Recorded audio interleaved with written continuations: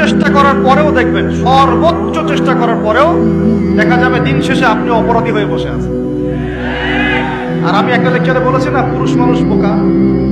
পুরুষ মানুষ কেন বোকা? কারণ সে সবাইকে খুশি করতে চায়। সে চায় মা সুখে থাক, বোন সুখে থাক, স্ত্রী সুখে থাক, যদি আরো স্ত্রী থাকে ও সুখে থাক, সন্তানরা সুখে থাক, সবাই ভালো থাক।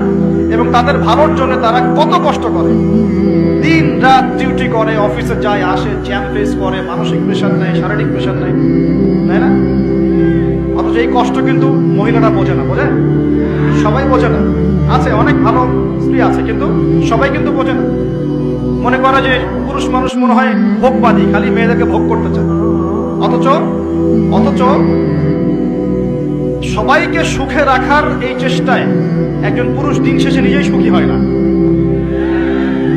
বহু পুরুষ শেষ বয়সে গিয়ে একাকিত্বে ভোগে, একা হয়ে যায়। এই জন্য বলছি, ফ্যান্টাসি বাদ দেন। ফ্যান্টাসি বাদ দিয়ে হালাল রিজিক হয়েছে, একটা নেককার পরহেজগার মেয়ে দেখে বিয়ে করে ফেলেন, ব্যাস তাকে নিয়ে দুনিয়ার ছোট্ট জীবনটা কাটিয়ে দেন। আর জান্নাতে তো হুট করে অপেক্ষা করছে।